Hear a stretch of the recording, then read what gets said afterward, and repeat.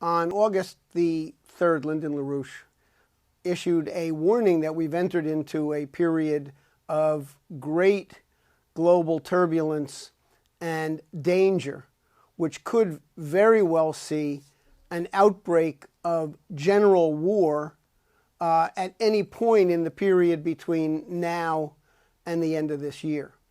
Now, his assessment was based on a combination of certain immediate factors that pose a great danger of the Middle East situation centered around Syria breaking out of control and leading ultimately to a thermonuclear confrontation, drawing in the United States, Russia, and potentially China.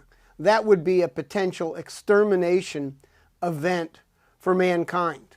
What are some of the immediate triggers? And then we'll look at the larger context for this warning by Mr. LaRouche.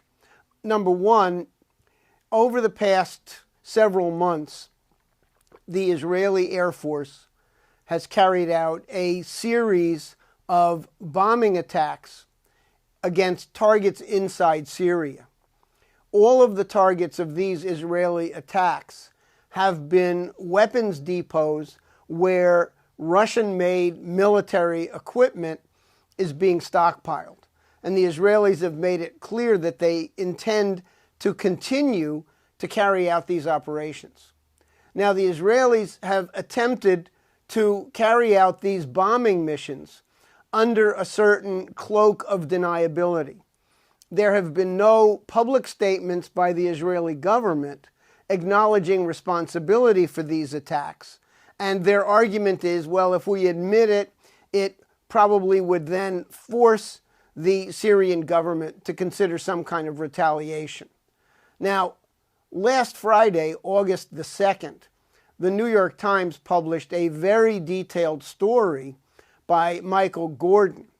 The source of Gordon's information was the Pentagon and U.S. intelligence, and it laid out the precise details of the Israeli attack against a missile depot in the area around Latakia, Syria, that took place on July 5th. The purpose of the story was, number one, to make it clear that this is not a policy being carried out by Israel on behalf of the United States, at least not the Pentagon, the intelligence community.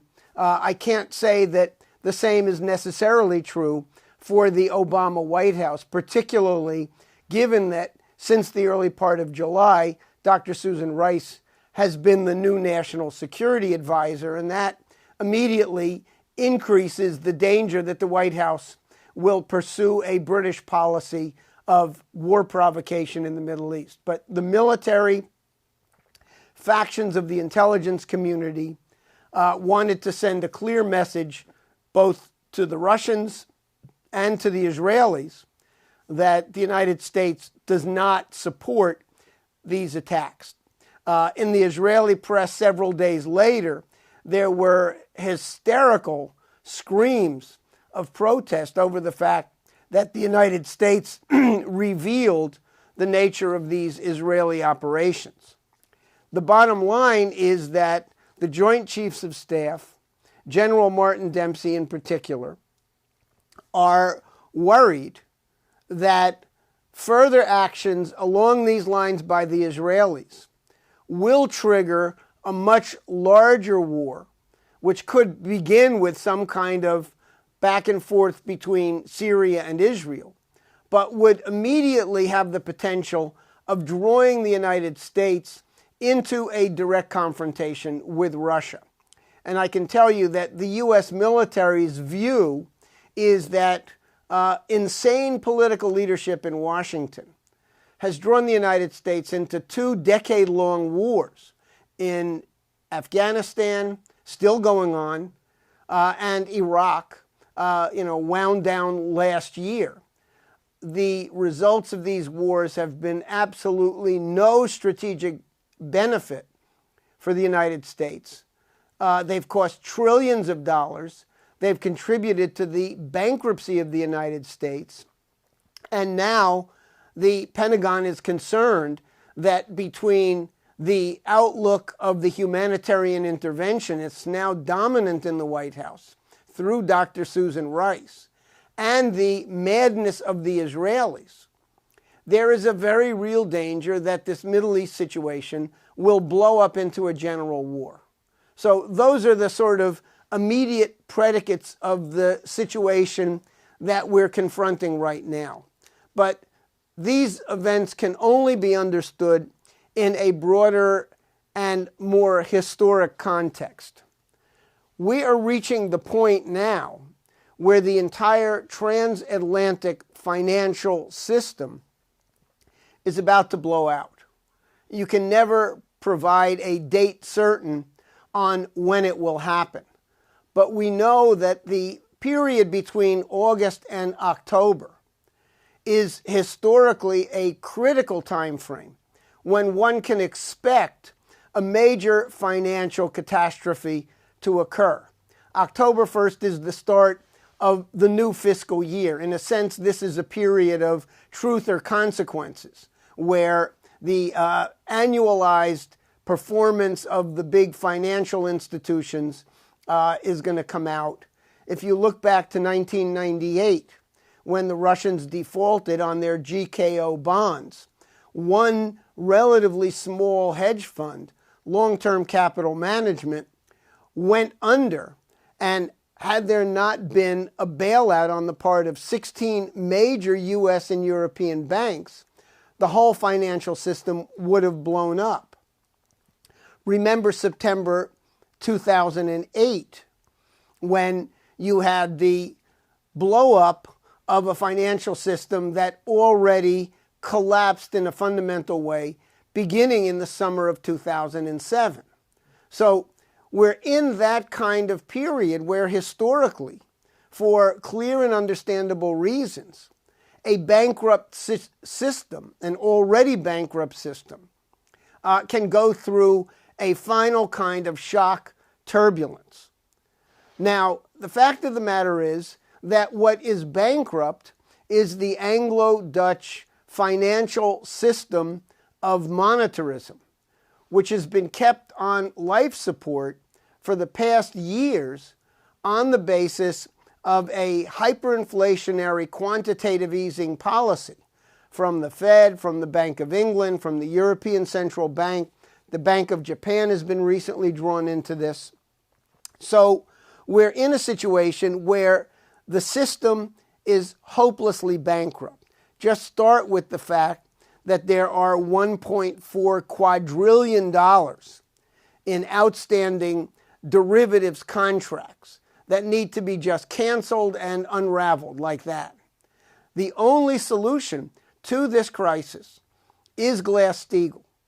And unless you get Glass-Steagall implemented before we reach this breakdown moment, then it's anyone's guess what is going to happen. The fact that the power structure centered around this Anglo-Dutch system of monetarism is in jeopardy means that you've got some very, very desperate people who have the ability to move certain pieces around on the global chessboard, including President Obama, who is absolutely under the control of the London Wall Street financial interests. There are elements within that group that would be more than willing to pull the plug on the entire situation and trigger a world war or a potential world war by unleashing Netanyahu and the Israelis. Any kind of further provocation by the Israelis against Syria becomes an almost certain hair trigger for a war that can very easily get completely out of control and ultimately end in a thermonuclear exchange. So that's the kind of danger that we've entered into. And it's perfectly lawful that we've entered a period of the guns of August, leading potentially to a war in the early autumn or leading into the Christmas period of this year. We're in a period where the simultaneous financial breakdown process in the entire transatlantic region coinciding with the buildup of war dangers centered but not exclusively in the Middle East, puts us in grave danger. What this means is, number one, that we must move immediately to Glass-Steagall. Congress should be reconvened in Washington at the earliest date. The support is there in both the House and the Senate, and it's broadly bipartisan to implement Glass-Steagall. You've also got another factor to take into account, which is that the walls are closing in on the Obama presidency. Between the Benghazi scandal that is now back in the front page news again, with recent revelations that there were far more people involved in that Benghazi annex, involved in smuggling weapons illegally to the Syrian rebels, that the NSA Snowden scandal still continues to get more and more traction. You've got the still unraveling story about the Internal Revenue Service carrying out targeted political operations against an Obama enemies list. All of these things are building in momentum right now. This past week, Darrell Issa sent a letter to Treasury Secretary Jack Lew demanding millions of pages of IRS documents. In the next several days, we expect major new revelations about Benghazi and the actual nature of a White House Iran-Contra illegal operation run out of Benghazi in support of the Syrian rebels. And part of that story is going to involve the fact that President Obama and others in the White House were guilty of a cover-up that was far more illegal and far more extensive than the Richard Nixon cover-up of Watergate, which brought down the Nixon presidency. So all of these factors must be taken into account as contributing factors to a situation in which there are great opportunities. If Glass-Steagall were to be passed during the month of August, we would be well on the way towards resolving both the transatlantic financial and economic collapse, and we would also be in a position to bolster the strength of those war avoidance forces here in the United States, centered around the Joint Chiefs of Staff and around the world. There are parallel circles inside Russia who clearly understand as well the grave danger of general war. So we've got to strengthen the war avoidance forces, and the best way to do that is to implement Glass-Steagall now. Not wait till Labor Day, not wait until September. There's no ironclad rule that says that Congress must remain in recess throughout the month of August. They could be back in Washington on Monday morning, and in a matter of 24 or 48 hours, they could turn around this entire transatlantic crisis. It would mean the end of Wall Street, the end of the Anglo-Dutch financial system, and right now, nothing short of that represents any guarantee that this planet is going to survive into the new year. If you could say a little bit more about this question of intention, the relationship between the financial and the strategic, the thermonuclear capability, as the intention to reduce the world's population. Within the financial oligarchy, this Anglo-Dutch Wall Street financial oligarchy, they are as clear as we are that the debt is unpayable. The issue is not that. I mean, wars are excellent opportunities to restructure debt. The question is, who's going to be in charge? And their intention is not only to reduce the world's population. Prince Philip is notorious for saying that we've got to reduce the world's population by 80%, reduce it from somewhere around 7 billion down to somewhere slightly below 1 billion people. So the intention to carry out a policy of genocide on an unprecedented scale is clearly there. Look what's going on in Detroit right now. This is a city that was once the center of the arsenal of democracy. During the FDR period of the buildup of our manufacturing and machine tool capability, Detroit was a city of 1.8 million people. It was the fourth largest city in the United States.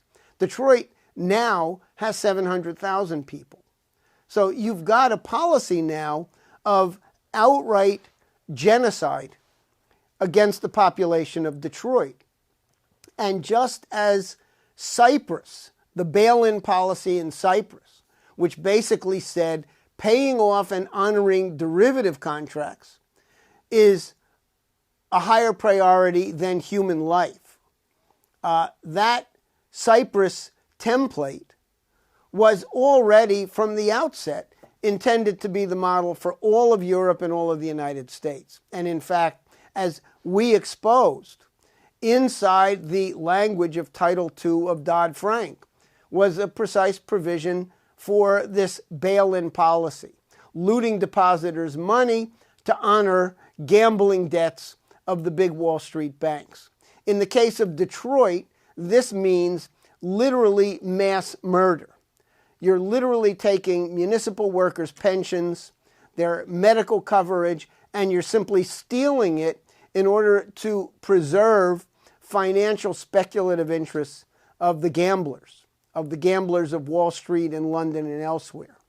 So the intention for mass murder is built into the fact that they know the debt's going to be canceled, but they want to control it their way. They want to make sure that debt is an instrument for mass murder, and that they believe that their survival and the survival of the planet under their green fascism is going to be based on mass population reduction in a very short period of time. War is one potential way for that to happen. Look what's been going on for the last 30 years, since the beginning of the original Afghan conflict. The entire Eurasian region has been hit with a 30 years war that's now gone well beyond 30 years. And so we have a situation now where the Middle East is an epicenter of what could very well devolve into a sectarian war within the Islamic world, in which Sunni versus Shia, conflict wipes out a large percentage of the 1.4, 1.5 billion Muslims on this planet today. And obviously many others would be drawn into that conflict as well. The danger is that once you start a certain process of escalation in a situation like I've been describing, Israel, Syria, as just the sort of nub of this problem, things escalate out of control. It may very well be that even among the mass genocidalists in London, some of them are at least aware of the fact that nobody survives a thermonuclear war. The City of London, the British monarchy, is wiped out along with everyone else. You have the phenomenon of Emperor Nero, who basically said, I don't care. If I'm going to be gone, wipe everything out. Take it all down with me. But the point is that there is intention, and then there is also the fact that once you set a certain process in motion, once you set a certain dynamic of war in motion, the idea that you can control it and say we're going to stop it at a level below the threshold of nuclear war becomes completely irrational as an assumption.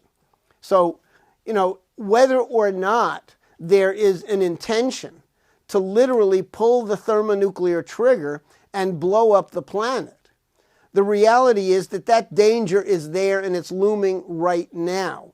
And that's what's got to be stopped. That's why General Dempsey is in Israel as we're speaking right now. And that's why Glass-Steagall is ultimately the answer to this problem. Wipe out Wall Street, period. Wipe out the City of London. Wipe out the whole Anglo-Dutch system and go back to the American system of sovereign credit, national banking, and great projects. We're at a point now where the ability of the planet to survive the continuing domination by the Anglo-Dutch system has run its course. And so this is an existential issue for everyone to make sure that Glass-Steagall is implemented now in the month of August before the guns start firing. What's allowing the war danger to be so present is a lot of this backdoor, behind-the-scenes gun running, the laundering of the drug money, the funding of these various paramilitary and military operations, this kind of thing, which, there are specialists that can be brought in to show exactly how Glass-Steagall can shut down these kinds of things. But what I think is even more crucial is the question of courage, because it seems to me that we win a very certain fight on Glass-Steagall. That will send a message, a strategic message, to folks, what you were saying earlier, who are out for war avoidance, and sort of rally the troops, so to speak, in order to take on the empire more directly. Could you say something to that? Well, look, I think the point again is that Glass-Steagall eliminates the Anglo-Dutch Wall Street power. It wipes it out. And that is an intention. Lyndon LaRouche's leadership in the fight for Glass-Steagall is based on the intention to wipe out the system of oligarchism, which today is centered in the Anglo-Dutch apparatus, which completely controls the big 5, big 6 banks on Wall Street. It's that apparatus that represents the war danger. Put Glass-Steagall into place, and they're out of business. And potentially they're out of business forever. If we do our job and follow up on the urgent needs to rebuild this planet and to start to basically revive our extraterrestrial imperative, look to the stars, look to the expansion of nuclear energy, moving towards thermonuclear fusion power. These kinds of things will basically keep mankind busy for the next 50 years, repairing the damage that's been inflicted over hundreds of years of oligarchical power. The American Revolution was the only successful revolution against the power of this imperial system. Yet the American Revolution accomplished a limited objective. It didn't wipe out the power of oligarchism on this planet. Glass-Steagall, properly understood, brings that system down. And if you bring down the Anglo-Dutch oligarchy and Wall Street, then you've eliminated the source of war danger. So you've got to have in mind the idea that you're going for absolute victory over the forces driving the planet towards extinction through Glass-Steagall. It's the most effective weapon that we've got at our disposal right now. It's got to be understood as such, and it's got to be used in a timely fashion. That's why I say August is the time for Glass-Steagall. Listen, there was a recent hearing before the House Financial Services Committee back in June. And one of the witnesses at that hearing, Thomas Honig, who's the vice chairman of the FDIC, warned the members of Congress, you need to put Glass-Steagall in place before the next crisis hits. Why? Because he said, not in these words, but the implicit message was, you guys are a bunch of cowards. And if we get another replay, but on a much worse scale, of September 2008, then Wall Street's going to come to you, Obama's going to come to you, and they're going to say, the sky is falling, give us another bailout, and you guys will cave in. The only proper course of action is implement Glass-Steagall before that happens. Because if we wait too long, if we let the timing slip out of our control, then the danger is that we're not going to have a planet come Christmas this year.